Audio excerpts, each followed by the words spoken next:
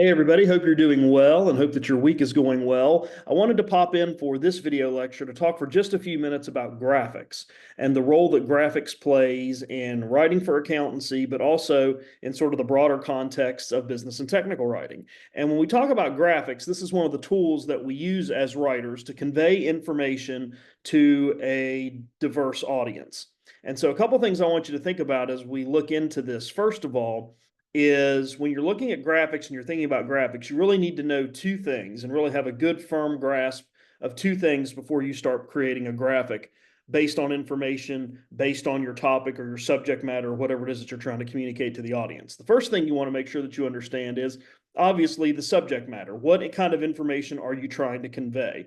Are you trying to convey information that is highly technical, information that is highly definition specific? In other words, having to expose your audience and familiarize your audience with some terms that maybe they're not familiar with because you're dealing with a concept or an idea that they're not familiar with?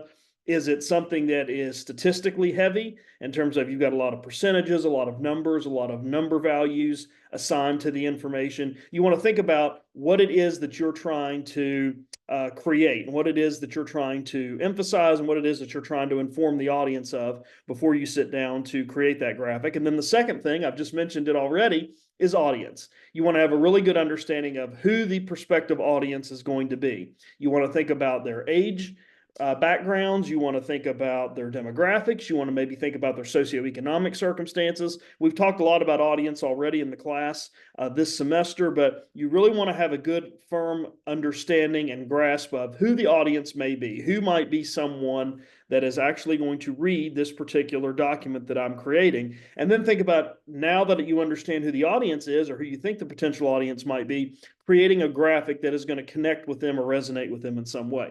And let me say this about graphics too. We oftentimes think that we have to be a graphic artist or a graphic designer to create an effective graphic, and you really don't. Oftentimes, simplicity and consistency with graphics make them valuable and make them informative, and we'll talk more about those in just a second. And there is a handout of lecture notes that's attached to this module. You're welcome to pull this up and look at these as we go through this brief video lecture today, or you can read it separately, however you want to handle that. What I've put in those lecture notes is just some examples of graphics and some examples of tables and some examples of various types of lists and other things that you might want to consider when creating a graphic for this class for a future assignment. So let me share first my screen with you, and then we'll talk a little bit briefly about graphics, what they are, how we use them. Again, we use them when we're writing on accountancy-based topics, but certainly this is something that comes from and originated with broader business and technical writing. Because one of the things that we see oftentimes with business and technical writing and writing for accountancy that maybe we don't see in other modes of writing is that if we're writing a traditional academic essay or a traditional academic paper, we don't use oftentimes a lot of charts, tables, figures, statistics, drawings, those kinds of things to communicate information. Everything we communicate is through words. But when you're writing for accounting and you're writing for business and technical writing in a larger context, you can use graphics. And oftentimes you can communicate something in a graphic that is going to resonate with an audience stronger and better than if you had given them 6 paragraphs of text. So when we talk about graphics, when you hear that term graphics, or you hear that term graphics in accountancy or graphics in technical writing and business writing, what are we talking about? We're basically talking about any non-textual portion of a document or an oral presentation. So if you take an introduction to public speaking here, you've taken some other public speaking class somewhere else in high school or another venue, or you have a class where you had to give a lot of presentations, you know that we oftentimes accompany our spoken presentation with a visual aid. Could be a PowerPoint presentation like this one. It could be a drawing. It could be a chart. It could be a picture. Could even be a video or an audio clip, depending on what we're talking about and what we think we want our audience to understand about that topic. We want a visual aid to accompany that. Well, a very similar approach is taken when we think about graphics. We want a graphic that is going to inform and convey information and meaning to our audience that doesn't involve necessarily a lot of text. And we break down graphics into 2 big areas. One is tables and the other is figures. Tables are things where we column and categorize information. Figures are things where we use color, pictures, lines, and other types of images to convey information. So that's basically the difference between the two. Sometimes we use them interchangeably, but they do have specific criteria depending on what it is that you're trying to communicate. And we'll talk more about that in just a second. And again, that handout, those lecture notes I gave you, has some examples of tables and figures that you can look at. We also look at graphics in terms of illustrations and visual aids. We talked a little bit about visual aids a moment ago. Illustrations can be anything that helps a reader kind of see something as a whole and breaks it down into its disparate parts. So if you have put together a piece of furniture recently, or you have put together something where there was instructions with a picture of what the final project was supposed to look like, and you had a lot of arrows and things highlighted and things dashed with certain bulleted lines and those kinds of things, that's an example of an illustration to show you what the various parts were that make up the total whole. Or when you cut something open, when you cut open the sofa, when you cut open the car engine, when you cut open the whatever it is that you're looking at, this is what's kind of inside. This is kind of what makes it work. That's an example of an illustration. Charts certainly are another example of graphics that a lot of us are familiar with. You don't have to create a National Geographic World Almanac type of chart to have an effective display of information. Sometimes simple, clear, and concise is best. And then technical drawings is another example. We may not use a lot of technical drawings, and we won't really refer to a lot of technical drawings in this class when it comes to graphics, but easiest thing I can say about a technical drawing, or easiest example I could provide, would be blueprints. If you've ever seen architectural blueprints for a house that's being built, a construction project that's underway, if you've seen those or you know what I'm talking about, that's an example of a technical drawing where everything is kind of laid out spatially and you get a sense of the dimensions and how big things are going to be located in this place, located in that place. It's going to be so many feet by so many feet. The road bed's going to be so many feet deep. We're going to have 6 inches of asphalt here on top of 4 feet of concrete, whatever it may be. That's an example of a technical illustration or technical drawing. So again, you probably are familiar with some of these terms. You've heard of some of these terms. You may have even seen some of these types of graphics used in various contexts and formats. But those are basically what we're talking about here. Tables and figures, and then a more subtle breakdown from there. So why do we use graphics? Well, again, I mentioned a moment ago, you want to really think about what it is that you're trying to communicate to your audience before you sit down to create a graphic. And then you want to think about your audience. Who is the audience? Who potentially is going to be reading this? And then who do I know definitely is going to be reading this particular document? Here's what graphics really do. Graphics simplify ideas. Graphics are a wonderful way to take complex terminology, data and statistics, things that an audience may glaze over as they're reading because they get inundated and overwhelmed with it. It helps simplify that information. You could take a paragraph or 2 paragraphs of statistical information and lose most readers about 2 sentences in. However, if you give them a chart, if you give them a graphic, you give them a bar chart or a pie chart that conveys that same amount of information, maybe puts a little color into it as well, you're going to connect with that audience in a much, much better way. And you're going to be able to have them understand and see the relationships and the information you want them to see about that particular piece of information as it relates to your topic much more easily than if you gave them big old blocks of text where their eyes are going to glaze over. So keep that in mind. The graphics really help simplify information and ideas. Graphics can also reinforce ideas. You see this a lot if you read textbooks, if you read long expose pieces in magazines. If you're a subscriber to the Wall Street Journal, they do this a lot. They'll write about a particular aspect of a story or a topic, and then they'll say, see table 7.1. Or if you're reading a chapter out of a textbook and you're reading and learning about a certain concept, you'll see within the text itself, see figure 13.4 or whatever it may be. And then it connects you to a graphic, some kind of a visual aid, some kind of a chart or a table that reinforces that information. That's one of the ways graphics also helps us understand concepts and ideas, is it reinforces the information maybe that we have printed or written in some other way, in some other context on that particular document. Graphics also can create continuity depending on how you want to use them and how often. We'll talk a little bit more as we get into this about white space, where do you put graphics, where do you put information moving forward. You get the choice of doing that and making that decision. As the writer of the technical document, you decide how many graphics you want, what types of graphics you want to use, where you want to put them in the paper or in the document.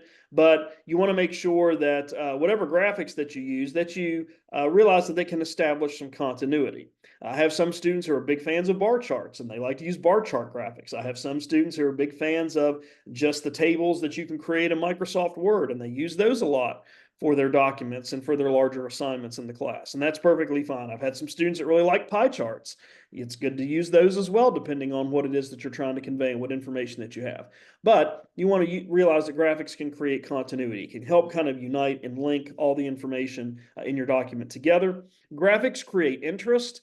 Let's face it, we're a visual group of people. We like color, we like size, we like shapes, we like all of those things we learned as preschoolers and as kindergartners when we were going through school that got our attention, still gets our attention as adults. So if you can work those things into your graphics or your visual aids or whatever it may be that you're creating, you're going to hold the audience's interest much stronger than you would maybe with using a lot of text. And graphics are universal. Graphics are really just in about every kind of document that you could think of in some way, form, or fashion, depending on what it is. Some graphics are used a little more judiciously than others, depending on the document and the purpose and the audience and all of those things. But we are exposed to graphics really, really early on as children, as early students, but we are infused with graphics in our society in a variety of different ways. Certainly, if you get a lot of information off the internet, if you have certain websites that you like to check out, certain browsers you like to look at, those are inundated with graphics. And so we see graphics a lot as something that is universal. So a couple of things I'll say about creating graphics. And again, I don't want you to be thinking in the back of your mind, oh my gosh, I'm going to have to be a graphic designer. I'm going to have to learn some kind of expensive, fancy software package to be able to create a graphic. No, that's not necessarily true. But you want to think about, and I'll talk more about that in a second, but you want to think about what is the purpose of the graphic, as we've talked about that a little bit a moment ago in terms of audience and the subject matter. But you want to evaluate the accuracy and the validity of your data. If you're putting information into a graphic, into a chart, into a bulleted list, into a pie chart, you want to make sure that the information you're conveying to the audience is accurate. So you want to make sure if it's information and data you have collected, that you've got the correct data. If it's information and data, statistics, and other kinds of things, definitions and terminology that you've pulled from another source, you want to make sure you've recorded it and taken it from that source accurately. You want to make sure that that information is accurate before you present it in some kind of a visual form. You also want to refer to the graphics in the text. Be sure that you tell the audience in your document to refer to that graphic. Otherwise, they may just overlook it, or they may not be able to see specifically the connection between the graphic and the information that is provided. I used an example a minute ago about textbooks. I used an example about where it says you may be reading something, learning about a concept, and you get something that says refer to table 314 or 716 or whatever it is. That's what I'm talking about. That is cueing the reader as they get through the written words to, oh, go over here and pay attention to this graphic. That also kind of cues the reader in terms of this graphic connects to this particular chunk of text or this particular slice of information that's been written about. You want to think about, again, where to put your graphics. Keep in mind that when you're putting graphics together, that we read as readers from left to right, top to bottom. That's how we were trained in school to learn how to read. And so naturally, the natural instinct for your audience is going to be when they pick up a document for the first time, their eyes are going to go immediately to the upper left-hand corner, and they're going to look for some kind of heading, some kind of beginning, some kind of introduction, and their eyes are going to subconsciously start going left to right as they are being introduced to this information and they're trying to absorb the content. So keeping that in mind, think about where do you want to put your graphic? Where do you want to put your graphic in relationship to your text and your subject matter, with the understanding that readers read left to right, top to bottom. I think positioning graphics vertically when possible is better. I think if you can, put your graphics in a moment in your document where they're going to be positioned vertically, I think that is more eye-catching. I think it's also easier to put text and wrap text around those vertical graphics, and I think it's easier for your audience to make connections with those graphics. That's not to say horizontal graphics can never be used, but if you're really trying to maximize the impact that a graphic is going to have on your audience, vertical graphics work better. Avoid clutter. You want your graphic to be easy to understand, easy to follow. You want your reader to be able to see, your audience to be able to see what that graphic is, be able to maybe determine what kind of graphic they're dealing with, but also get the information conveyed clearly and concisely. So that means don't use pastel colors. If you decide to use a pie chart and you want to color up the slices, don't use neon pinks and neon greens. Those are hard for a reader to kind of focus on, and oftentimes it's hard to put text over that information where it's to be seen clearly. You want to make sure that your font associated with that graphic is a size and is a font type that is going to be easy to read. That's why I think Times New Roman is the best, because you can shrink it, you can make it bigger, you can bolden it, you can italicize it, and it's still clear and easy to use and easy to read and understand. But you want to make sure that your graphics aren't clunky and junky, and they don't look like something that came out of a preschool coloring book. And then if you need to, provide titles, notes, keys, and source data. This is where you can say, if you are creating a graphic where you are pulling accurate, valid data from another source, you can say information provided by the Wall Street Journal. Or you can say definitions provided by the National Institutes of Health, or whatever it is. You can provide that source data, let the reader know where that information came from. But you can also include titles, you can also include definitions in the graphic to re-emphasize a certain concept. For example, you could say in your graphic, NIH refers to the National Institutes of Health, or the FBI refers to the Federal Bureau of Investigation. It's okay to have a little line of text in that graphic to remind the reader that acronym or that abbreviation means this, and it also can connect back to the written version of that earlier on in the document if you've used those terms like NIH and FBI. It'll make that connection much more complete and much more unified for the audience. So that's basically what I wanted to just say about graphics. Again, those lecture notes I've given you have a little bit more information on this and a little bit more in terms of how to create these things. And you got some examples of what they can look like. If you're thinking about, well, how do I go create a graphic if I need to create one, or I'm going to create one, and you're going to have an assignment later in this module where you'll create some graphics based on some predetermined information that I've selected. There's all kinds of places you can use and create graphics and software programs that you can use. Microsoft Word's got a lot of tools that are easy to use if you're familiar with that. Canva, a lot of you I know use that for other classes. A lot of you that are involved in fraternities and sorority life and other social clubs and organizations on campus that are creating flyers and bulletins and brochures use Canva a lot. That's a great place to make graphics. There's also another site called Pictochart, P-I-K-T-O-C-H-A-R-T.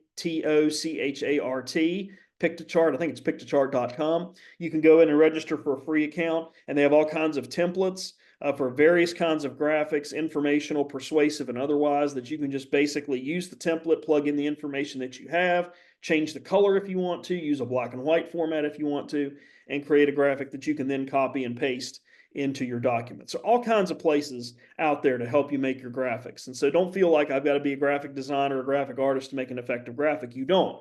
Oftentimes, clear, simple, and concise graphics really resonate with an audience much more effectively than some large, elaborate, colorful, multi-paged graphic or visual aid because the reader gets lost in that. So again, think about your subject matter, what kind of information you're trying to convey. Think about your audience. Who do you definitely know is going to be reading this, and who might the potential audience be?